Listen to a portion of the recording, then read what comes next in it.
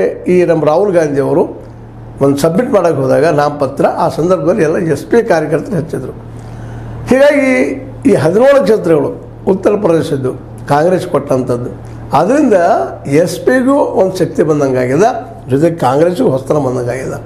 ಯಾಕಂದರೆ ಕಾರ್ಯಕರ್ತರು ಇರಲಿಲ್ಲ ಉತ್ತರ ಪ್ರದೇಶದಲ್ಲೇ ಮತ್ತು ಬಿಹಾರದಲ್ಲೂ ಇಲ್ಲ. ಅಂಥ ಕ್ಷೇತ್ರಗಳಲ್ಲಿ ಇವತ್ತು ಕಾರ್ಯಕರ್ತರು ಸಿಕ್ಕಿದ್ರೆ ಅದು ಎಸ್ ಪಿ ಮತ್ತು ಕಾಂಗ್ರೆಸ್ ಹೆಸರು ಕೂಡಿದರೆ ಹಿಂದಿನಂಗೆ ಆಗುವುದಿಲ್ಲ ಅಂತ ಒಂದು ಅಭಿಪ್ರಾಯ ಮೂಡಿದೆ ಇವತ್ತು. ಯಾಕಂತಂದ್ರೆ ಹಿಂದಾಗಿತ್ತಂದ್ರೆ ಮಾತು ಬೇರೆ ಇತ್ತು. ಇವತ್ತಿನ ರಾಹುಲ್ ಗಾಂಧಿಗೂ ಹಿಂದಿನ ರಾಹುಲ್ ಗಾಂಧಿಗೂ ಭಾಳ ಅಂತರ ಅದಾವ.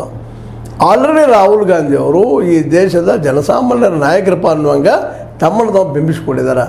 ಭಾಳಷ್ಟು ಕಡೆ ಅಡ್ಡಾಡಿ ತಿರುಗಾಡೆ ಮಾಡಿ ಜನಸಂಪರ್ಕ ಮಾಡಿ ಅವ್ರಿಗೆಲ್ಲ ಮನಸ್ಸನ್ನು ಗೆಲ್ಲುವಲ್ಲೇ ಸಾಕಷ್ಟು ಯಶಸ್ವಿ ಕೂಡ ಆಗಿದ್ದಾರೆ. ಹೀಗಾಗಿ ಇವತ್ತು ಇವ್ರ ಕಾರ್ಯಕರ್ತರು ಯಾರಪ್ಪ ಅಂದ್ರೆ ಜನಸಾಮಾನ್ಯರು ಮತ್ತು ಕಾಂಗ್ರೆಸ್ನ ಕಾರ್ಯಕರ್ತರು ಈಗ ಹೊಸದಾಗಿ ಬರ್ತಿರುವಂಥ ಹೊಸ ಹುಟ್ಟು ಪಡೆಯುವಂಥ ಹೊಸ ನಾಯಕರು, ಹೊಸ ಜನ. ಹೀಗಾಗಿ ಒಂದು ಏನಪ್ಪ ಅಂದ್ರೆ ಎಸ್ ಪಿಗೆ ಕಾಂಗ್ರೆಸ್ಗೆ ಎಸ್ ಪಿಯಿಂದ ಒಬ್ಬರಿಗೆ ಕೊಡ್ಕೊಳ್ಳುವಂಥ ವ್ಯವಹಾರಗಳು ನಡೆಯುವುದರಿಂದಾಗೆ ಇವತ್ತು ಈ ಒಂದು ನಮ್ಮ ಏನಪ್ಪ ಅಂತಂದ್ರೆ ರಾಯಬರೇಲಿ ಇದ್ದಿದ್ದು ನಮ್ಮ ರಾಹುಲ್ರಿಂದಾಗಿ ಅಥವಾ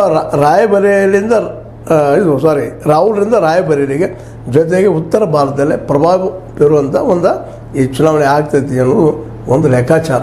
ಯಾಕಪ್ಪ ಅಂತಂದ್ರೆ ಯಾವಾಗಲೂ ಒಂದೇ ರೀತಿಯಾಗಿರುವಂಥದ್ದಲ್ಲ. ಒಂದು ಕಾಲಕ್ಕೆ ಏನಪ್ಪ ಅಂತಂದ್ರೆ ವಿಶೇಷವಾಗಿ BJP ಗೆಲ್ಲುವಂಥ 72 ಸೀಟು, ಒಮ್ಮೆ 62 ಸೀಟ ಈ ಒಂದು ನಮ್ಮ ಉತ್ತರ ಪ್ರದೇಶದ ಪಡೆದು ನಾವು ನೋಡಿದ್ದೀವಿ ಈ BJP. ಈ ಸಲ ಅದೇ ರೀತಿಯಾಗಿ ಪಡಿತಿದ್ದಂತಲ್ಲ. ಅದಕ್ಕಾಗಿ ಇವರೆಲ್ಲ ಏನು ಮಾಡ್ತಿದ್ದಾರೆ, SP ಮತ್ತು ನಮ್ಮ BSP ಅಂತ ಗಾಯಬಾಗಿದೆ ಮಾಯಾವತಿ ಅವರು.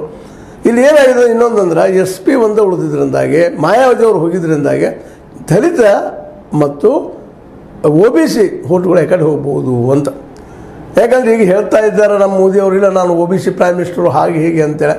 ಆದರೆ ದಲಿತ ಮತ್ತು ಇನ್ನೊಂದೇನಪ್ಪ ಅಂತ ಪರಿಶಿಷ್ಟ ಪಂಗಡ ಅಂದ್ರೆ ನಮ್ಮ ವನವಾಸಿಗಳು ಅಥವಾ ನಮ್ಮ ಆದಿವಾಸಿಗಳು, ಇವರು ಜೊತೆಗೆ ಇಲ್ಲಿಯ OBC ಎಲ್ಲ ಕೂಡಿ OBC ದಲಿತ ಮತ್ತು ವನವಾಸಿಗಳು ಅಥವಾ ಕಾಡು ಜನ ಕೂಡಿದರೆ ಇಲ್ಲಿ ಹೊಸದಂಥ ಒಂದು ಏನಪ್ಪ ಅಂದ್ರೆ ಹೊಸ ಮೆಸೇಜ್ ಕೊಡುವ ಎಲ್ಲ ಸಾಧ್ಯಗಳು ಕಂಡು ಬರ್ತಾ ಇದ್ದಾವೆ.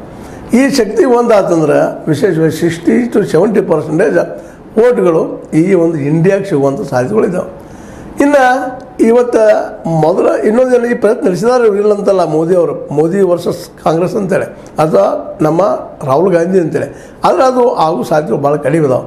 ಯಾಕಂತಂದ್ರೆ ಇವಾಗ ಅಖಿಲೇಶ್ ಯಾದವ್ ಅವರು ಈ ನಮ್ಮ ರಾಹುಲ್ ಜೊತೆಗೆ ಒಂದಾಗಿದ್ದರಿಂದಾಗೆ ಅಲ್ಲಿ ಹೊಸ ವಿಚಾರವಾದಿ ಹೊಸ ಚಿಂತನೆ ಚೆನ್ನಾಗಿ ಕೂಡಿದ್ರಾಗೆ ಜೊತೆಗೆ OBCಯನ್ನು ಬೆಳೆಸೋರವರು ಇವೆಲ್ಲ ಒಂದಾಯ್ತಪ್ಪ ಅಂತಂದ್ರೆ ಇಲ್ಲಿ ಮೋದಿಯವರಿಗೆ ಒಂದು ಸಹಜವಾದಂಥ ಹೊಡೆತ ಬೀಳುವ ಎಲ್ಲ ಲಕ್ಷಣ ಕಾಣ್ತಾ ಇದ್ದಾವೆ.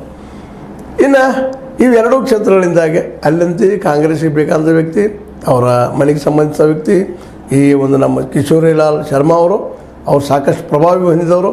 ಅಲ್ಲಿ ಅಮೇಥಿಯ ಪ್ರತಿಯೊಂದು ಓಣಿಗಳ ಸಹಿತ ಬಲ್ಲರು ಅಂತೇಳಿ ಪ್ರಿಯಾಂಕಾ ಗಾಂಧಿಯವರು ನಾಮಿನೇಷನ್ ಸಲ್ಲಿಸೋ ಮುಂದೆ ಹೇಳಿದ್ದಾರೆ. ಮತ್ತು ಪ್ರಿಯಾಂಕಾ ವಾಡ್ರಾ ಅಥವಾ ಗಾಂಧಿಯವರು ಈ ಸಲ ಪೂರ್ಣ ಪ್ರಮಾಣದ ಪ್ರಚಾರ ಸಾರಥ್ಯವನ್ನು ವಹಿಸ್ಕೊಂಡಿದ್ದಾರೆ. ಎಲ್ಲಿ ಹೋದರೂ ಅವ್ರು ಪ್ರಚಾರ ಮಾಡುವಂಥದ್ದು ತಿಳಿಸುವಂಥದ್ದು ಮಾಡ್ತಾಯಿದ್ದಾರೆ.